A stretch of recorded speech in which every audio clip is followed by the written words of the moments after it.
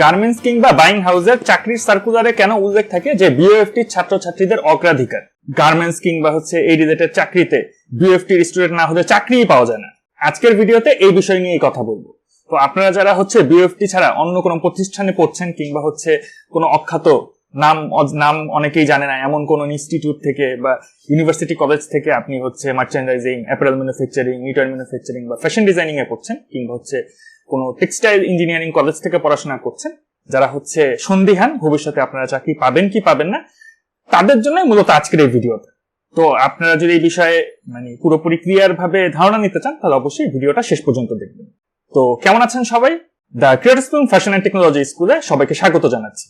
আপনাদের সাথে আছি আমি নাহিদ হাসান। আমি প্রায় আপনাদের কাছ থেকে একটা প্রশ্ন পাই এবং আপনারা যারা অলরেডি পড়াশোনা শেষ করে বের হয়ে গেছেন বা বের হবেন এরকম মানুষের কাছে আমি প্রায় একটা হতাশার কথা শুনতে পাই।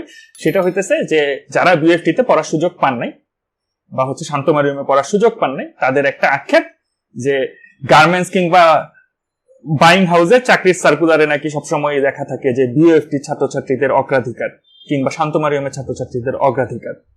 তো বিউএফটি, বুটেক্স এই কিছু প্রতিষ্ঠানের কথা উল্লেখ থাকে। তো আসলে কি বাস্তবতা যে বিউএফটি বা বুটেক্স বা শান্তমারিয়ামের স্টুডেন্ট ছাড়া কি বাকিরা কি চাকরি পায় না, বা ইন্টারভিউ বোর্ডে আসলে ব্যাপারটা কিভাবে দেখা হয়? তো একটু বিষয়টা আপনাদের সামনে খুব সহজভাবে আমি তুলে ধরার চেষ্টা করব, আপনারাই সিদ্ধান্ত নিতে পারবেন যে আসলে বাস্তবতাটা কোথায়। তো প্রথমে আসি যে সার্কুলারে কেন আপনার বিউএফটির কথা উল্লেখ থাকে। বেশিরভাগ ক্ষেত্রেই আপনার গার্মেন্টস এর, বাইং হাউসের এই চাকরির ক্ষেত্রে কেন বিউএফটি তে ছাত্রদের প্রাধান্য দেয়া বা অগ্রাধিকারের কথা কেন উল্লেখ থাকে এই বিষয়টাতে? এটার একটা কারণ হতে পারে, দুইটা কারণ হতে পারে মূলত। সেটা প্রথম যে কারণটা সেটা বাংলাদেশের যারা গার্মেন্টস ম্যানুফ্যাকচারার বা যারা এক্সপোর্টার আছে তারা কিন্তু তাদের অ্যাসোসিয়েশনই কিন্তু এই বিজিএমই। তো এই বিজিএমই এর অন্তর্ভুক্ত যেসব প্রতিষ্ঠান তারা যখন চাকরির জন্য সার্কুলার দেয়, স্বভাবতই তারা বিজিএমই এর যে প্রতিষ্ঠান বিউএফটি তাদেরকে একটু অগ্রাধিকার দিবে বা তাদের সার্কুলারে বিউএফটির কথা উল্লেখ করবে, এটাই স্বাভাবিক। দ্বিতীয়ত, একটা সময় কিন্তু এমন ছিল যে বাংলাদেশে ওই বিউএফটি বাদে গার্মেন্টস ব্যাকগ্রাউন্ডে পড়াশোনা করার মতো তেমন কোনো প্রতিষ্ঠান বা ইনস্টিটিউট ছিল না। তো সেই ক্ষেত্রে যারা বিউএফটি থেকে পড়াশোনা করে বের হয়েছে তারা কিন্তু গিয়ে এই বিষয়ে একটু নলেজ রাখে, বিধায় যাতে আপনার গার্মেন্টস ব্যাকগ্রাউন্ড ছাড়াও যারা অ্যাপ্লাই করে তাদের থেকে তখন দেখা যেত যে বিউএফটি ছাত্রদের কিছুটা প্রাধান্য তারা পাইত। কারণ একটা সময় এমন ছিল যে বাংলাদেশের গার্মেন্টস বাইং হাউসে কিন্তু যারা চাকরি করতো তারা প্রায় সবাই এক সময় গার্মেন্টস ব্যাকগ্রাউন্ড ছাড়া ছিল, জেনারেল লাইন থেকে এসে চাকরি করতো। একটা সময় কিন্তু বাংলাদেশে ওই গার্মেন্টস ট্রেডের উপর পড়াশোনা ছিল না, তখন কি এটা চলতো না? কারা চাকরি করতো? নর্মাল ব্যাকগ্রাউন্ড থেকে এসে করতো। তারপর যখন বিউএফটি প্রতিষ্ঠা হলো তখন তারা এটা অ্যাড করে দিল যে বিউএফটি ছাত্রছাত্রীরা অগ্রাধিকার পাবে। তো এটা যেমন ছিল প্রথম দিকে, এবং সময়ের সাথে সাথে এখন তার শুধু বিউএফটি একমাত্র প্রতিষ্ঠান না, অসংখ্য প্রতিষ্ঠান আছে এই বিষয়ে পড়াশোনা করাচ্ছে। কিন্তু যেটা যে বিউএফটি তো যে বিজিএমই এর প্রতিষ্ঠান, আর বাকিরাও বিজিএমই এর অন্তর্গত। বাংলাদেশের গার্মেন্টস ম্যানুফ্যাকচারার যারা এক্সপোর্টার আছে তাদের অ্যাসোসিয়েশনের সাথে প্রত্যেকে সম্পর্কিত। তো বিধায় একটা ফর্মালিটি হিসেবে বিউএফটির নামটা চলে আসে সার্কুলারে। এখন আসা যে অনেকে আবার বলে যে ইন্টারভিউতে গিয়ে, অনেকের কথা হইতেছে ইন্টারভিউতে গিয়ে আমাদের প্রতিষ্ঠান, আমি যে ইনস্টিটিউট থেকে পড়ি এই ইনস্টিটিউটে তারা নামই জানে না, ঠিক আছে, তারা কোনোদিন নামই শুনে নাই, এর জন্য তারা আমার চাকরি দেয় না, এরকম একটা আক্ষেপ থাকে, বা এই কারণে আমি চাকরি পাই নাই। আর বিউএফটির ছেলে পেলে গেলেই চাকরি হয়ে যায়। তো এখন আসি বাস্তবতায়। আপনি চিন্তা করেন, দুজন স্টুডেন্টের কথা চিন্তা করেন। একজন বিউএফটি থেকে পড়াশোনা করে আসছে, আর একজন কোনো ইউনিভার্সিটি কলেজ থেকে, ইনস্টিটিউট থেকে অ্যাপারেল ম্যানুফ্যাকচারিং এ পড়াশোনা করছে। দুজনই অ্যাপারেল ম্যানুফ্যাকচারিং এ দুজনই পড়াশোনা করে আসছে। পড়াশোনা করে আসার পর দুজনই ইন্টারভিউ ফেস করতে বসছে। বিএসসি, তারা দুজনেই বিএসসি করা। তো প্রথম স্টুডেন্ট ধরেন বিউএফটির বোর্ডে ইন্টারভিউ বোর্ডের ভেতর গেল। তো স্বভাবতই তার ইউনিভার্সিটিকে ওইখানকার বোর্ডের মেম্বার আগে থেকেই চেনে এবং সেটা একটা ইমপ্রেশন ফেলে যে হ্যাঁ, সে বিএফটি থেকে পড়ে আসছে। আমরা স্বভাবত তাই ভাবি যে আমার প্রতিষ্ঠানকে চিনতে পারে, এবং চিনতে পারে বিধায় একটা পজিটিভ ইমপ্রেশন তৈরি হয়। এখন কথা আপনি যখন বিএফটির স্টুডেন্ট হিসেবে একটা ইন্টারভিউতে যাবেন, তখন কি আপনি যে বিএফটির স্টুডেন্ট এটার সার্টিফিকেট দেখেই কি সে আপনাকে চাকরি দিয়ে দিবে? তারা কি আপনাকে কোনো প্রশ্ন বা আপনাকে তারা কি যাচাই বাছাই করবে না? অবশ্যই করবে। আপনি যতক্ষণ পর্যন্ত ওই সার্টিফিকেটটা হাতে নিয়ে রাখছে ততক্ষণ পর্যন্ত এই বিওএফটির ইমপ্রেশনটা কাজে লাগতেছে, যে আপনি গেলেন সার্টিফিকেট দেখলো, জিজ্ঞেস করলো কোথা থেকে পড়ছেন, বিওএফটি থেকে পড়ছেন, ঠিক আছে, এই পর্যন্তই কিন্তু ঠিক আছে। কিন্তু যখনই আপনি হচ্ছে ইন্টারভিউর বোর্ডের মেম্বাররা যখন আপনাকে প্রশ্ন করবে এবং আপনি যখন হচ্ছে মুখ খুলবেন, তখনই কিন্তু হচ্ছে বিওএফটির ইমপ্রেশন আর আপনাকে কোনো ব্যাকআপ দিবে না। তখন মুখ্য বিষয় হয়ে দাঁড়াবে আপনার যোগ্যতা, আপনি কতটুকু নলেজ রাখেন, আপনি কতটুকু হচ্ছে এই বিষয়ে পড়াশোনা করে আসছেন, আপনি কতটুকু নিজেকে ভালোভাবে উপস্থাপন করতে পারছেন। এখন চিন্তা করেন দ্বিতীয় জায়গায় যারা হচ্ছে খুব অখ্যাত কোনো ছোট ইনস্টিটিউট থেকে পড়াশোনা করে আসছে, প্রথমবার সে যখন ঢুকলো, বোর্ডের মেম্বাররা হচ্ছে কেউ চিনেই না তার প্রতিষ্ঠান, ধরে নিলাম। এখন তার প্রতিষ্ঠানকে যেহেতু কেউ চিনেই না, একটা নেগেটিভ, আপাতত দৃষ্টিতে আমাদের মনে হতে পারে একটা নেগেটিভ ইমপ্রেশন পড়ছে, চিনেই না এমন একটা প্রতিষ্ঠান থেকে পড়ে আসছি। তো স্বভাবত সে যখন ইন্টারভিউ বোর্ড পর্যন্ত চলে আসছে, তাকে কি কোনো প্রশ্ন বা জিজ্ঞাসা ছাড়াই, তার ইন্টারভিউ না নিয়ে কি তারা তাকে পাঠিয়ে দিবে? সেটাও কিন্তু করবে না। কিন্তু যখনই হচ্ছে তার ইন্টারভিউ শুরু হয়, যখনই তাকে হচ্ছে প্রশ্ন করা হয়, তাকে যাচাই বাছাই করা শুরু হয়, আর তখন যদি দেখা যায় না এই ছেলেটা আসলে পড়াশোনা করে আসছে, এই ছেলেটা এই বিষয়ে আগ্রহ রাখে, সে গার্মেন্টস সেক্টর সম্পর্কে নলেজ রাখে এবং সে জানে বোঝে বিষয়টা, তখন কিন্তু ভুলে যাবে যে আপনি কোন প্রতিষ্ঠান থেকে পড়াশোনা করে আসছেন। উল্টা তখন মানে আপনার পজিটিভিটির উপর ভিত্তি করে আপনার অখ্যাত যেই ইনস্টিটিউটটা, তার উপরও কিন্তু একটা পজিটিভ ইম্প্যাক্ট করবে। তখন কিন্তু ওই প্রতিষ্ঠানের ওই ইন্টারভিউ বোর্ডের হচ্ছে যারা মেম্বার ছিল তারা কিন্তু মনে রাখবে যে আচ্ছা হ্যাঁ, ওই ইনস্টিটিউটের বা ওই প্রতিষ্ঠানের ছাত্র দেখলাম ভালো করছে, কিন্তু যারা হইতেছে এই যে রিনাউন ইউনিভার্সিটি থেকে আসছে তারা দেখি কিছুই করতে পারবে না, বলতে পারবে না। তো বিষয় যেটা হইতেছে, ইন্টারভিউ বোর্ডে কখনোই ইউনিভার্সিটির নাম দেখে চাকরি দেয় না। এখন যদি এমন হয় যে আপনি একাই ইন্টারভিউ দিতেছেন, আপনার সাথে কোনো কম্পিটিটর নাই, আর আপনি হচ্ছে বিউএফটির ছাত্র, আপনি চাকরি পেয়ে গেছেন, এখন আপনি বিউএফটির নাম দেখে চাকরি দিছে, তাহলে এটা অন্য বিষয়। কিন্তু আপনি কোনখান থেকে পড়ছেন সেইটা একদমই মানে ভূমিকা রাখবে না যদি হচ্ছে আপনার নিজের মধ্যে কোনো যোগ্যতা মানে না থাকে। যদি আপনার মধ্যে যোগ্যতা থাকে, যদি আপনার মধ্যে আপনি যদি এই বিষয়ে দক্ষ হন, এই বিষয়ে আপনার যদি জ্ঞান ভালো থাকে, আপনি যদি হচ্ছে শর্ট কোর্স কিংবা ডিপ্লোমাও করেন মার্চেন্ডাইজিং এর উপর, টেক্সটাইলের উপর, এই রিলেটেড ফ্যাশন ডিজাইনিং এর উপর, আপনি যদি শর্ট কোর্স বা ডিপ্লোমাও করেন, সেই ক্ষেত্রেও কিন্তু আপনার চাকরি পেয়ে যাওয়ার অনেক বেশি সুযোগ থাকছে আপনার ওই বিএফটি, শান্তমারিয়াম বা বুটেক্সের স্টুডেন্টের বাইরে। আপনি নিজেকে কত ভালোভাবে উপস্থাপন করবেন, আপনি নিজেকে, আরেকটা বিষয় যে অনেকে দেখা গেছে আমাদের নলেজ অনেক ভালো থাকে, কিন্তু আমরা ইন্টারভিউ বোর্ডে গিয়ে নার্ভাসনেসের কারণে বা হইতেছে জড়তার কারণে আমরা হচ্ছে নিজেকে প্রপারলি উপস্থাপন করতে পারি না। সেটাও কিন্তু একটা ফ্যাক্টর হয়ে যায় যে আমাদের চাকরি না পাওয়ার। আমি অনেক ভালো জানি বুঝি, কিন্তু আমি নিজেকে উপস্থাপন করতে পারলাম না। এখন নিজের মনে সান্ত্বনা দেওয়ার জন্য বলতে পারি কি ইন্টারভিউ বোর্ডের এরা কিছু বোঝে না, জানে না, আমাকে কিন্তু এই চাকরি দেয় না, এগুলো অনেক কিছু বলতে পারি, কিন্তু নিজেকে প্রপারলি উপস্থাপন করাটাও একটা বিষয়। আর এই উপস্থাপন করাটা, ইন্টারভিউ বোর্ডে নিজেকে উপস্থাপন করাটা, এটা কখনোই যে আমি সবসময় যে আমি গিয়ে প্রথম ইন্টারভিউ বোর্ডে গিয়ে একদম সিনেমার হিরোদের মতো একদম চমৎকার একটা ইন্টারভিউ দিয়ে ফেলবো, এটা বাস্তবে খুব কম হয়।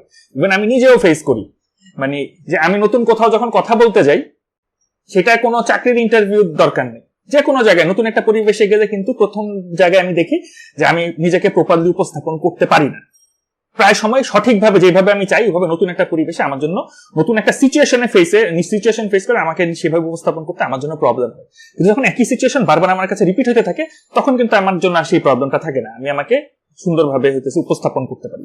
আমি কিন্তু ওভারঅল সবকিছুর মধ্যে বলছি, এটা কিন্তু শুধু চাকরির ক্ষেত্রে না।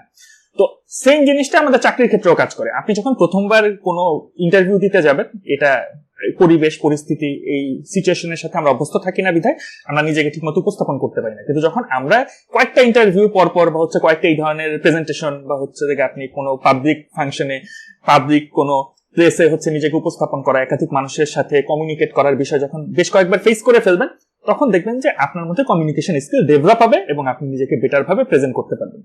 এর জন্য অনেকেই যারা হচ্ছে দেখা যায় যে কিছু কিছু ছাত্র মানে কিছু ওটা পরে আসি, আচ্ছা যেটা আর একটা বিষয় যে অনেকেই মানে ভয়ে থাকে যে আপনারা ফ্যাশন ডিজাইনিং এ, আপনারা মার্চেন্ট অ্যাপারেল ম্যানুফ্যাকচারিং এ, নিটওয়্যার ম্যানুফ্যাকচারিং বা টেক্সটাইল ইঞ্জিনিয়ারিং এ পড়ছেন, আপনারা কি চাকরি পাবেন কিনা, বাংলাদেশে চাকরির বাজার কেমন, ফিউচার কি, এই সেই নিয়ে। দেখেন, আমি আমার দেখা যেটা আমি বলতে পারি যে আমি এখন পর্যন্ত এমন কাউকে দেখি নাই ওইভাবে যারা হইতেছে ধরেন ওই apparel manufacturing, knitwear manufacturing, textile engineering বা ফ্যাশন ডিজাইন মানে গার্মেন্টস রিলেটেড সাবজেক্টে পড়াশোনা করে চাকরি পায় নাই। হ্যাঁ, কিছু স্টুডেন্ট আছে যারা হইতেছে পাশ করে বের হওয়ার সাথে সাথেই চাকরি পেয়ে গেছে, কিছু স্টুডেন্ট আছে হয়তো দেখা গেছে তাদের 6 মাস 1 বছর লাগছে, যাদের এই যে দেরি হয়েছে পাইতে 6 মাস 1 বছর সময় লাগছে, এদের সংখ্যা কিন্তু খুবই কম। পাশ করে বের হওয়ার খুব অল্প সময়ের মধ্যে চাকরি পেয়ে যাওয়া ছাত্রছাত্রীর সংখ্যাই সবচেয়ে বেশি। আমার কথা আপনারা বিশ্বাস না হলে আপনারা খোঁজ নিয়ে দেখেন, আপনি হয়তো 1-2 জন পাবেন যাদের চাকরি পেতে সমস্যা হচ্ছে, কিন্তু এই 50 জন কিন্তু চাকরি পেয়ে গেছে, ওটা কিন্তু আমরা হিসেব দেখতেছি না। আরেকটা যেটা থাকে একদমই রেয়ার, এরকম প্রতিটা ব্যাচে থাকে, দেখা গেছে ব্যাচে পুরো আপনার ব্যাচে এরকম 1-2 জন পাবেন যারা হচ্ছে চাকরি করতেছে না, ঠিক আছে? তো এইটা মনে হতে পারে যে সে চাকরি পায় নাই, কিন্তু ব্যাপারটা কিন্তু তা না। অ্যাকচুয়ালি কিছু মানুষ যাদেরকে দেখবেন, আমি বললাম আমি তো মুখে দেখছি সে চাকরি করে না, এর মধ্যে এই মানুষটা 2 রকমের মানুষ থাকে। এর মধ্যে এক রকমের হচ্ছে যারা চাকরির জন্য কখনো চেষ্টাই করে নাই, এর জন্য বা সে চাকরি করতে চায় না, বিদায় হচ্ছে সে চাকরি করছে না। আরেকজন হচ্ছে হয়তো জীবনে একবার ইন্টারভিউ দিছে, একবার ইন্টারভিউ দেওয়ার পর 1-2বার ইন্টারভিউ দেওয়ার পর হয়তো ইন্টারভিউ ভালো হয় নাই, তার কথা পছন্দ হয় নাই, আপনার সিচুয়েশন সে আর কি একটা রাগ দেখায় যে ইন্টারভিউ আমার হচ্ছে যোগ্যতা নির্ধারণ করা, ইন্টারভিউ বোর্ড আমার যোগ্যতা নির্ধারণ করার ক্ষমতা রাখে না, সেই বোঝা রাগ অভিমান করে সে আর কোনোদিন চাকরির জন্য চেষ্টাই করে না। এই 2 ধরনের মানুষ বাদে যারা হচ্ছে লেগে থাকছে, তাদের প্রত্যেকেরই একটা না একটা সময় পরে গিয়ে চাকরি হয়েছেই। এবং যারা সেই চাকরিতে আবার টিকে থাকতে পারছে, তারা একটা দীর্ঘ সময় পরে গিয়ে, অবশ্যই সেটা 2-1 বছরের মধ্যে না, একটা মোটামুটি একটা 5-7 বছর 10 বছর একটা সময় পরে গিয়ে তারা প্রত্যেকেই আজকে খুব ভালো অবস্থার মধ্যে আছে। তো মোট কথা হইতেছে, ফাইনাল কথা, শেষ কথা, যে আপনি বিউএফটির স্টুডেন্ট হইলেই শুধু চাকরি পাবেন আর না হলে আপনার চাকরির কোনো সুযোগ নাই, এটা একদমই একটা ভ্রান্ত ধারণা। এই ধারণার ভেতর থেকে শুধু হচ্ছে ডিপ্রেশনে চলে যাওয়ার কোনোই দরকার নাই। নিজেকে প্রিপেয়ার করেন। 4 বছরের যেই পড়াশোনা, এই 4 বছর হচ্ছে পড়াশোনা করেন। আপনি যখন অনার্সে ভর্তি হয়েছেন, অনার্সে ভর্তি হয়ে টেনশন করতেছেন যে এই ইনস্টিটিউটে ভর্তি হয়েছি, এটা পড়াশোনা শেষ করার পর চাকরি পাবো কিনা, এই চিন্তায় 4 বছর পড়লেন না।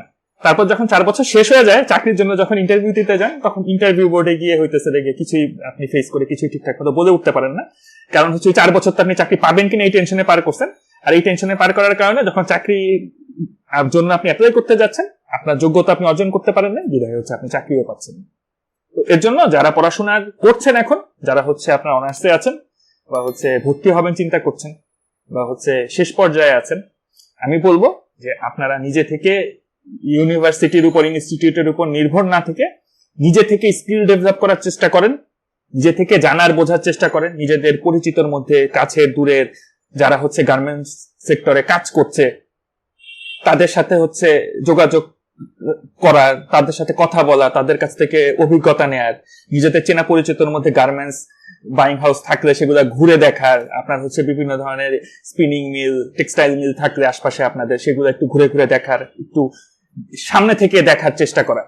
তাহলে আপনি যখন হচ্ছে প্র্যাকটিক্যালি সামনে থেকে বেশ কয়েকবার একটু সময় নিয়ে দেখবেন, কথাবার্তা বলবেন, আপনি হচ্ছে জানার চেষ্টা করবেন, তখন দেখবেন পড়াশোনাতে আমার যত কঠিন মনে হয়, বাস্তবে এই বিষয়টা এত কঠিন না।